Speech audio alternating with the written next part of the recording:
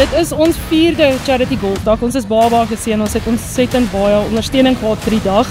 Ons hou dit want ons het net gevoel fees ek moet 'n bietjie meer gee. Jy weet daar's soveel ons boere en almal doen soveel vir die gemeenskap dat ons van ons kant af ook iets kan gee. So het ons besluit luister, kom ons doen 'n Charity Golfdag.